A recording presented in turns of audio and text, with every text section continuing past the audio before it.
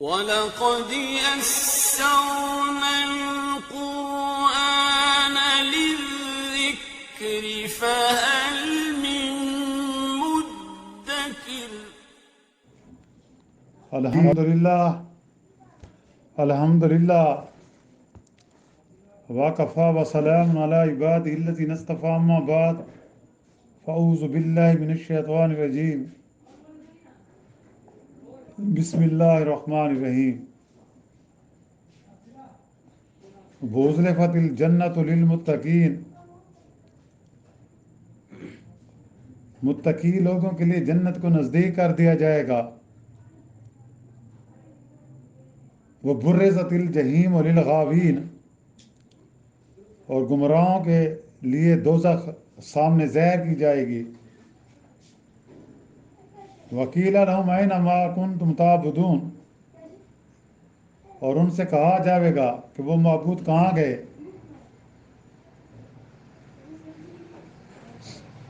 مِن دُونِ اللَّهِ هَلْ يَنْصُرُونَكُمْ أَوْ يَنْتَصِرُونَ، جن کی تم خدا کے سوا عبادت کیا کرتے تھے، وہ تمہارا ساتھ کیا دے سکتے ہیں یا اپنا بچاؤ کر سکتے ہیں۔ فَكُبْكِبُوا فِيهَا هُمْ وَالْغَاوُونَ وَجُنُودُ إِبْلِيسَ أَجْمَعُونَ، پھر وہ اور گمراہ لوگ، ابلیس کا لشکر، سب کے سب دوزخ میں اوندھے منہ ڈالے جائیں گے۔ سبحان ربک رب العزت عما یصفون وسلام علی المرسلین والحمد للہ رب العالمین۔ اللہم صلی علی سیدنا محمد وعلی آلہ وصحابہ وسلم۔ پارہ 19واں، سورۃ الشعراء کی آیات مبارک 90، 91، 92، 93، 94 اور 95، ان 6 آیات کی تلاوت کی گئی ہے اور ساتھ ترجمہ بھی کیا گیا ہے۔ جیسا کہ گزشتہ آیات سے حضرت ابراہیم علیہ السلام کا ذکر شروع ہے، اور حضرت ابراہیم علیہ السلام نے، جیسا کہ اس سے پہلے ہمارا درس تھا، اس میں حضرت ابراہیم علیہ السلام کی دعا کا ذکر تھا کہ حضرت ابراہیم علیہ السلام نے بارگاہ الہی میں درخواست کی تھی کہ اے میرے پروردگار، مجھے مزید علم و حکمت اور درجات اور قرب و قبول مرحمت فرما، اعلیٰ درجے کے نیکیوں کے زمرہ میں جو انبیاء علیہ السلام شامل ہیں، مجھے ایسے اعمال مرضیہ اور آثار حسنہ کی توفیق دے کہ پیچھے آنے والی نسلیں ہمیشہ میرا ذکر خیر کریں۔ اور اللہ نے آپ یہ دعا قبول کی تھی کہ آج بھی حضرت ابراہیم علیہ السلام کا ذکر خیر ہو رہا ہے۔ اور جب ہم نماز پڑھتے ہیں تو ہر نماز میں جہاں حضور اکرم صلی اللہ علیہ وسلم کے لیے رحمت کی دعا کی جاتی ہے، درود پاک پڑھا جاتا ہے، وہاں سے ابراہیم علیہ السلام کو بھی شامل کیا جاتا ہے۔ اور پھر میرے راستے پر چلنے کی جو طرف راغب ہوں، یعنی میرے مرنے کے بعد دنیا میں میرا سچائی اور ذکر خیر کے ساتھ تذکرہ باقی رہے، اور توحید کا طریقہ جو مجھے نصیب ہوا میرے بعد بھی جاری رہے۔ چنانچہ یہی ہوا کہ اللہ تعالیٰ نے دنیا میں حضرت ابراہیم علیہ السلام کی دعا کو قبول عطا فرمایا۔ تمام اہل کتاب یہ سب دعویٰ کرتے ہیں، چاہے یہودیوں چاہے عیسائیوں، کہ ہم ملت ابراہیمی سے تعلق رکھتے ہیں، اور اصل میں ملت ابراہیمی حضور اکرم صلی اللہ علیہ وسلم کی امت ہے۔ وہ کیوں؟ کہ جب اللہ نے نبی کریم صلی اللہ علیہ وسلم کو آخری نبی بنا کر بھیجا تو یہ امت مسلمہ، امت محمدیہ کہلائی۔ وہ کیوں؟ کہ اللہ نے یہ جو یہود و نصارہ تھے، یہ بھی پہلے امت مسلمہ میں شمار ہوتے تھے حضور اکرم صلی اللہ علیہ وسلم کی بعثت سے پہلے.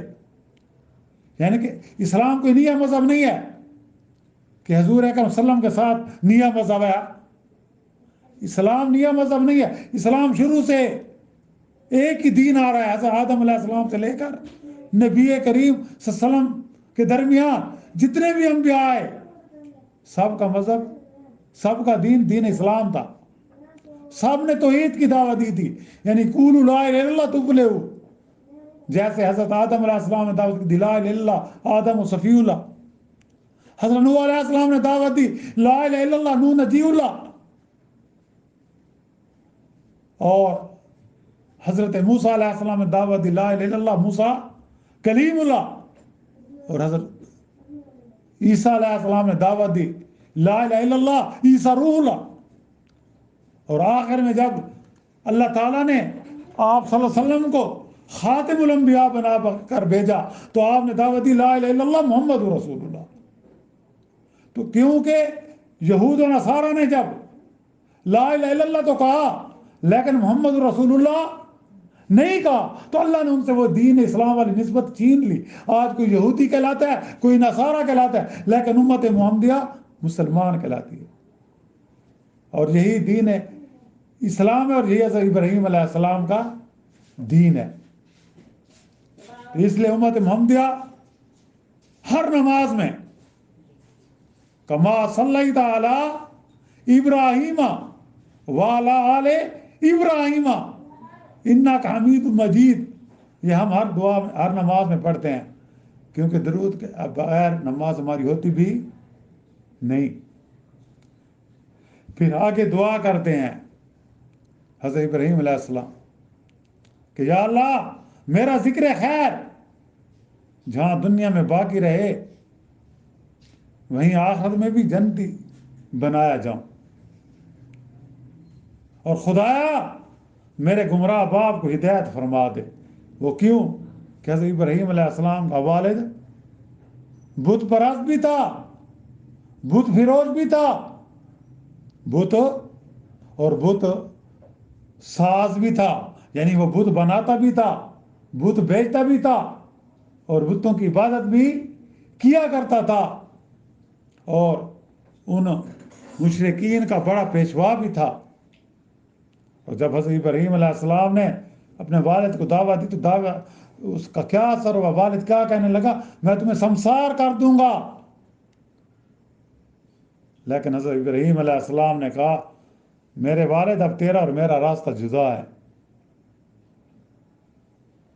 آپ نے کہا میں اللہ سے دعا کروں گا کہ اے اللہ میرے گمراہ باپ کو ہدایت فرما دے اور اس کو ایمان سے مشرف فرما کر کفر کے زمانہ کی خطائیں معاف کر دے.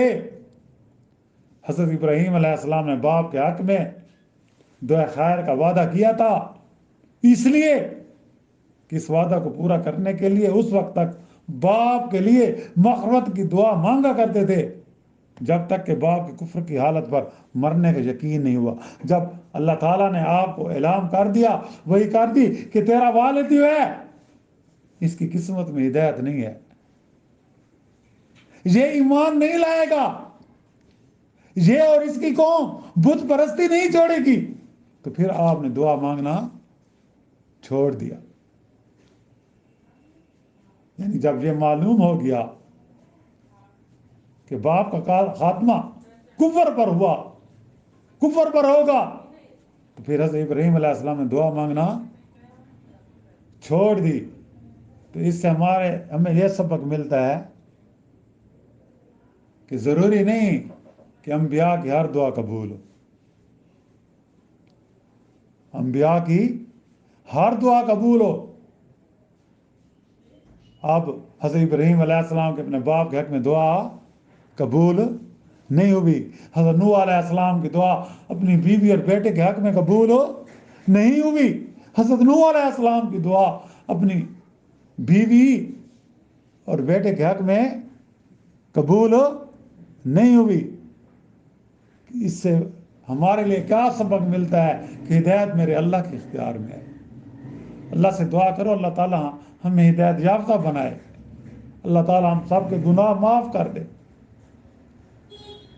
اب یہی حکم شریعت محمدیہ میں بھی ہے۔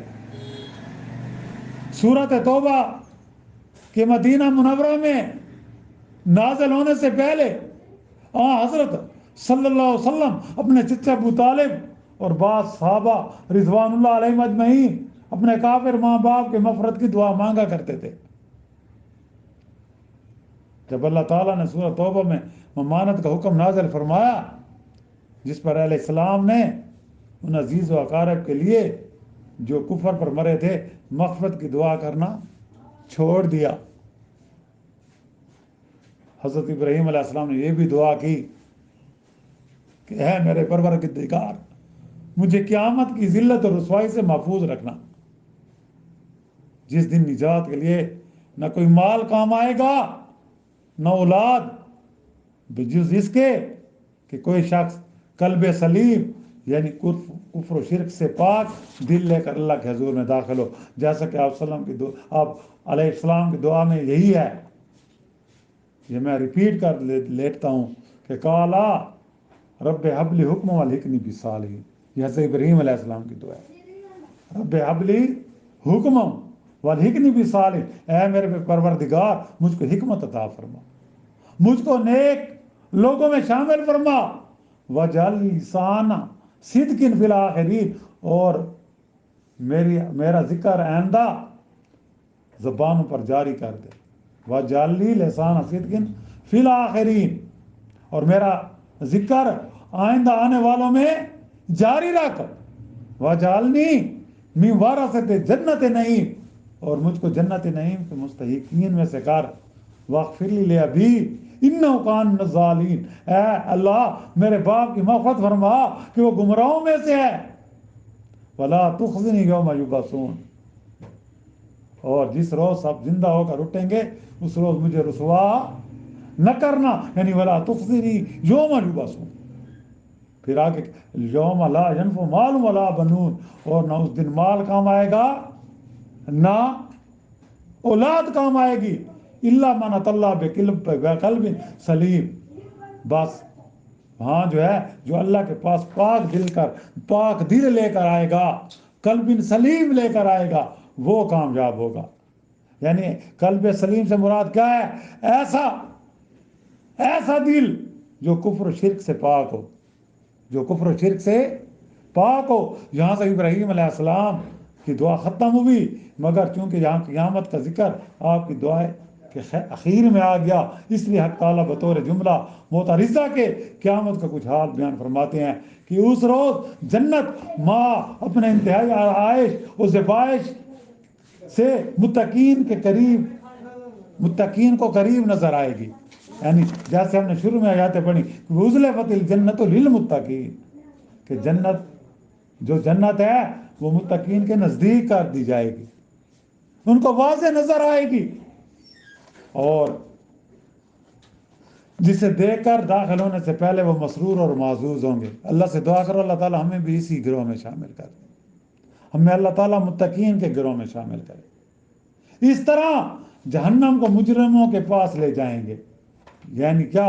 وہ برزت الجحیم للغاوین، کہ دوزخ جو ہے وہ سامنے ظاہر کر دی جائے گی، مشرکین کے سامنے، مجرمین کے سامنے، کہ وہ داخل ہونے سے پہلے ہی خوف کھا کر لرزنے لگے، اور اس وقت کفار اور مشرکین سے کہا جائے گا اب وہ فرضی معبود کہاں گئے، نہ تمہاری مدد کر کے اس عذاب سے تمہیں چھڑا سکتے، نہ بدلہ لے سکتے ہیں، بلکہ خود اپنی مدد بھی نہیں کر سکتے۔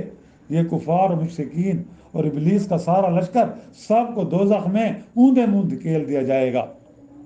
اب چونکہ یہاں جہنمیوں کا تذکرہ آ گیا تو کفار دوزخ میں آپس میں کیا گفتگو کریں گے، ان کا آپس میں جب جہنمی جہنم میں چلے جائیں گے ان کا آپس میں کیا مکالمے ہوں گے، اس کی کس قسم کے آپس میں باتیں کریں گے، انشاءاللہ ان کا ذکر ہمارا کل کے درس میں ہوگا۔ وآخر دعوانا ان الحمدللہ رب العالمین۔ اللہ تعالی ہم کو نعمت ایمان کے ساتھ دین کی سمجھ اور فہم عطا فرمائیں، اور قیامت میں اپنے نیک بندوں کے ساتھ ہمارا حشر و نشر فرمائیں، اور ان کے ساتھ اپنی جنت میں داخل ہونا نصیب فرمائیں۔ یا اللہ اس دنیا کی زندگی میں ہمیں ان اعمال صالح کی توفیق عطا فرما دیجیے جو مرنے کے بعد ہمارا نیک نامی سے ذکر ہو۔ ربنا تقبل منا انك انت السميع العليم وتب علينا انك انت التواب الرحيم صلی اللہ تعالی علی خیر خلق محمد وآلہ وصحبہ اجمعین برحمتک یا ارحم الراحمین۔